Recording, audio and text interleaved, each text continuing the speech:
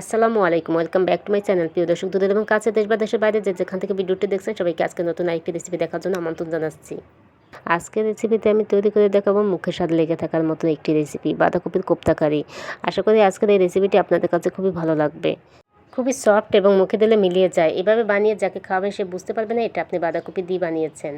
এভাবে বানিয়ে যাকে খাওয়াবেন সে আপনার রান্নার প্রশংসা করবে। চলুন দেখি রেসিপিটি তৈরি করতে আমাদের কী কী লাগছে। আমি বাঁধাকপি কুচি করে নিয়েছি, এরপর নিয়েছি কাঁচামরিচ কুচি, পেঁয়াজ কুচি, ধনিয়া পাতা কুচি।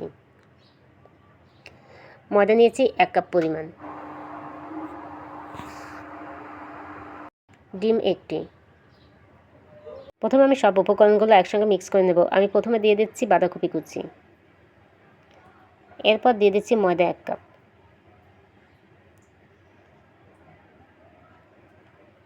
এরপর এক এক করে দিয়ে দিচ্ছি পেঁয়াজ কুচি,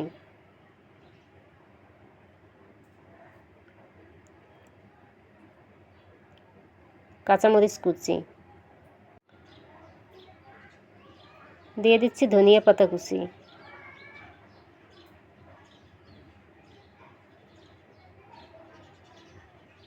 হলুদ গুঁড়া দিয়ে দিচ্ছি 1 চা চামচ, ভাজা জিরার গুঁড়া দিয়ে দিচ্ছি 1/2 চা চামচ, লবণ দিয়ে দিচ্ছি স্বাদ মতো, ডিম দিয়ে দিচ্ছি 1টি। এখন সবগুলো উপকরণ একসঙ্গে মিক্স করে নেব। প্রিয় দর্শক, আমি সব উপকরণগুলো একসঙ্গে মিক্স করে নিয়েছি, এখন ভেজে নিব। ভাজার জন্য কড়াইতে দিয়ে দিচ্ছি পরিমাণ মতো তেল। তেল মিডিয়াম গরম হলে দিয়ে দিচ্ছি বাঁধাকপির কোপ্তা।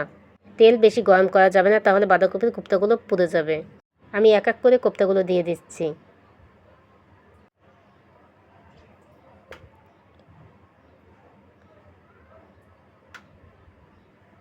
চামচের সাহায্যে কোপ্তাগুলো একটু নেড়েচেড়ে উল্টিয়ে দিচ্ছি, যাতে করে একটার সঙ্গে একটা লেগে না যায়।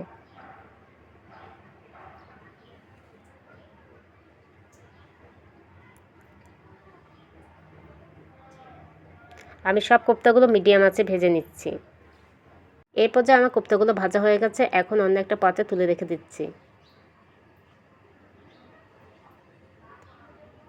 এভাবে সেম প্রসেসে আমি সব কোপ্তাগুলো ভেজে নিয়েছি।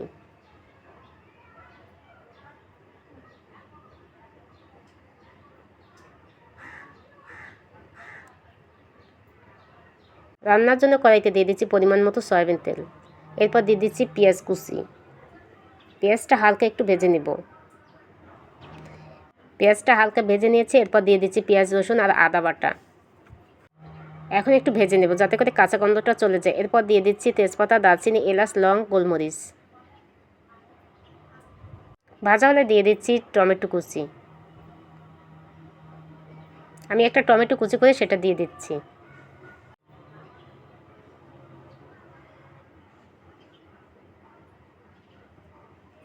দিয়ে দিচ্ছি স্বাদ মতো লবণ।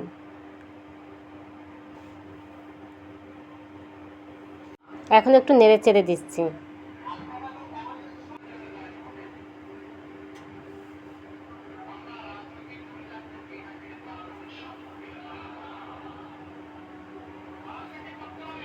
টমেটো কুচি যখন সফট হয়ে আসবে এ পর্যায়ে দিয়ে দিচ্ছি সামান্য একটু পানি মশলা কষানোর জন্য।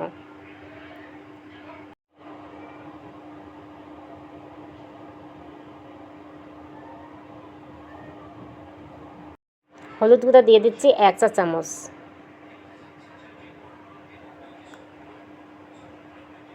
মরিচ গুঁড়া দিয়ে দিচ্ছি 1 চা চামচ পরিমাণ, ধনিয়া আর জিরার গুঁড়া দিয়ে দিচ্ছি 1/2 চা চামচ। এখন মশলাটা অনবরত নেড়েচেড়ে কষিয়ে নিব। কষানো হলে দিয়ে দিচ্ছি ভেজে রাখা কোপ্তা। কোপ্তাগুলো দেওয়ার পরে এখন আবার একটু কষিয়ে নিচ্ছি।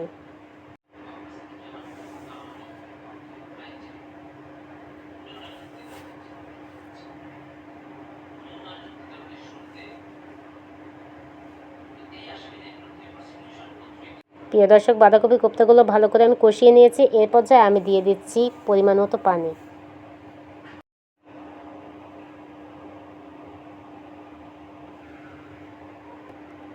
এখন আবার একটু নেড়ে চেড়ে দিচ্ছি।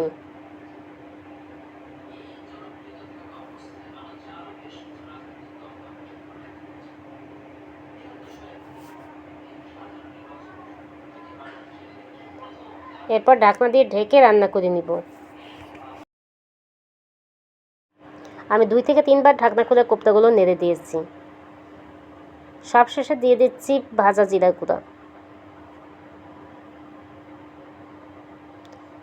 আমাদের বাঁধাকপি কোপ্তা কারি রেসিপিটি পুরোপুরি কমপ্লিট হয়ে গেল। দারুণ মজার বাঁধাকপি কোপ্তা কারি রেসিপি, খুবই সফট এবং মজার রেসিপিটি আপনারা চাইলে ট্রাই করতে পারেন। এভাবে বানিয়ে যাকে খাওয়াবেন সে বুঝতে পারবে না এটা বাঁধাকপি দিয়ে বানানো এত মজার একটি রেসিপি। রেসিপিটি ট্রাই করলে অবশ্যই জানাবেন। কোনো প্রশ্ন থাকলে কমেন্টে লিখতে পারেন, আমি সব কমেন্ট পড়েও রিপ্লাই দেওয়ার চেষ্টা করি। রেসিপিটি ভালো লাগলে পরবর্তী রেসিপিগুলো দেখার আমন্ত্রণ জানিয়ে আজকের মতো এখানেই বিদায় নিচ্ছি। সবাই ভালো থাকবেন, সুস্থ থাকবেন। আল্লাহ হাফেজ।